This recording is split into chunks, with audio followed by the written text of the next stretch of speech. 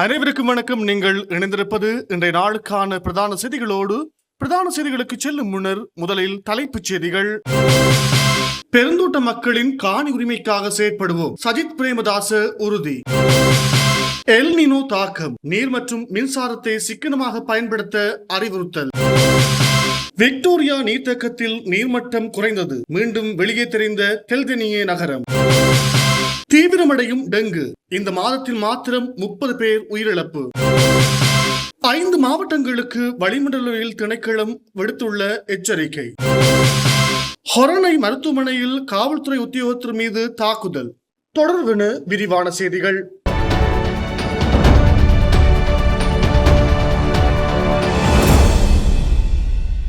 பெருந்தோட்ட மக்களின் காணி உரிமைக்காக செயற்படுவோம், சஜித் பிரேமதாச உறுதி. பெருந்தோட்ட மக்களின் காணி உரிமை மற்றும் அவர்களின் வாழ்வாதார மேம்பாட்டிற்காக புதிய கொள்கை ஒன்று நடைமுறைப்படுத்தப்படும் என எதிர்க்கட்சி தலைவர் சஜித் பிரேமதாச தெரிவித்துள்ளார். பலாங்குடி பகுதியில் நடைபெற்ற ஐக்கிய தோட்ட சேவையாளர் சங்கத்தின் வருடாந்த மாநாட்டில் கலந்து கொண்டு உரையாற்றும் போதே அவர் இதனை குறிப்பிட்டுள்ளார். இங்கு மேலும் கருத்து தெரிவித்த அவர், பெருந்தோட்ட தொழிலாளர்களின் வேலை உயர்வு வாக்குறுதிகள் தேர்தல் காலங்களில் மாத்திரமே வழங்கப்படுகின்றன என்ற.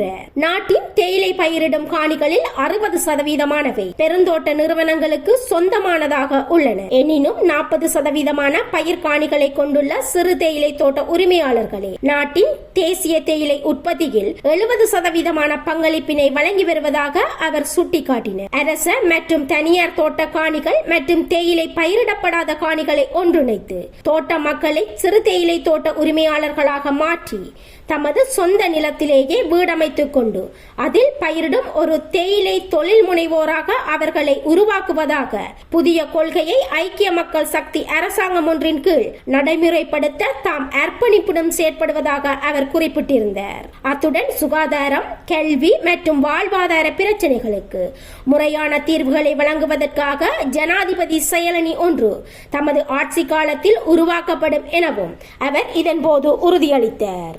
எல் நினோ தாக்கம், நீர் மற்றும் மின்சாரத்தை சிக்கனமாக பயன்படுத்த அறிவுறுத்தல். எல் நினோ காலநிலை மாற்றத்தின் தாக்கம் காரணமாக இலங்கையில் எதிர்வரும் மாதங்களில் வெப்பநிலை அதிகரிப்பதுடன் மழை வீழ்ச்சியும் குறையக்கூடும் என எச்சரிக்கப்பட்டுள்ளது.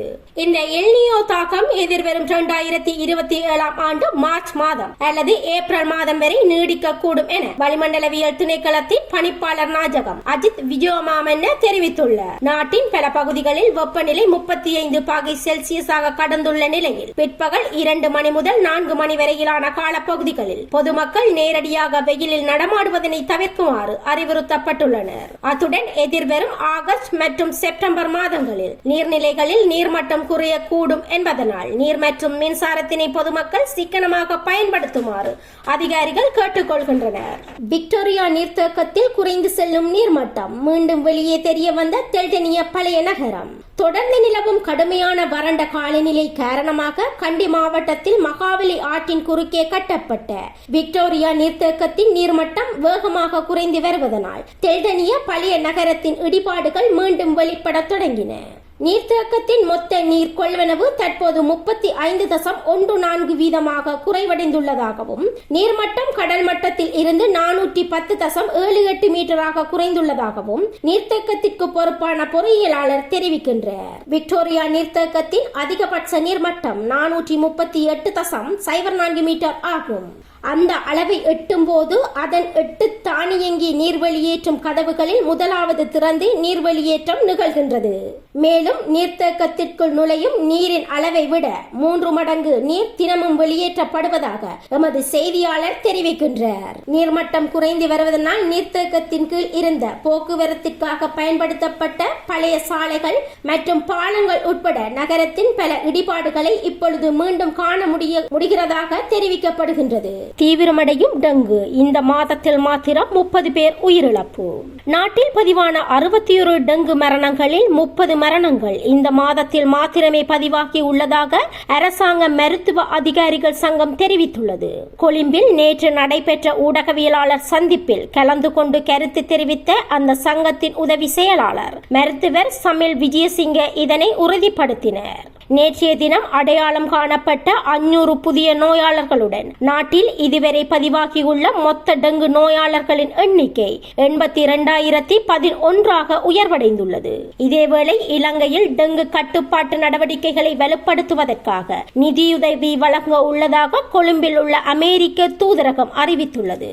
அமெரிக்க பாதுகாப்பு திணைக்களம் இதற்கான நிதியை வழங்க உள்ளதாக வெளிநாட்டு அறிக்கைகளில் தெரிவிக்கப்படுகின்றது.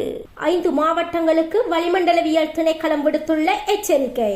கிழக்கு மாகாணம் மற்றும் கிளிநொச்சி, முல்லைத்தீவு, வவுனியா, பொலனறுவை, மொனராகலை ஆகிய 5 மாவட்டங்களில் இன்று வெப்பச்சுட்டன் எச்சரிக்கை மட்டத்தை எட்டக்கூடும் என வளிமண்டலவியல் திணைக்களம் எச்சரித்துள்ளது.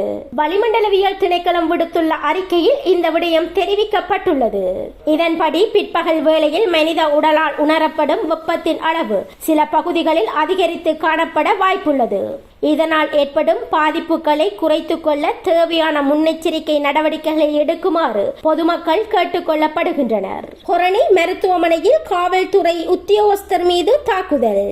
ஹொரணை மாவட்ட பொது மருத்துவமனையில் சிகிச்சை பெற்று வரும் தனது தந்தையை பார்ப்பதற்காக வந்த நபர் ஒருவர் மருத்துவமனை காவல்துறை பிரிவின் உத்தியோகத்தர் மற்றும் பெண் பாதுகாப்பு உத்தியோகத்தர் மீது தாக்குதல் நடத்திவிட்டு தப்பியோடியுள்ளார். சிகிச்சை பிரிவில் மருத்துவருடன் ஏற்பட்ட தர்க்கத்தை அடுத்து அவரை வெளியேற்றுமாறு கூறிய காவல்துறை உத்தியோகத்தரின் தலையில் குறித்த நபர் தாக்கியதுடன் அதனை தடுக்க வந்த பெண் பாதுகாப்பு உத்தியோகத்தரையும் தள்ளி வீழ்த்திவிட்டு தப்பியோடியதாக தெரிவிக்கப்படுகின்றது.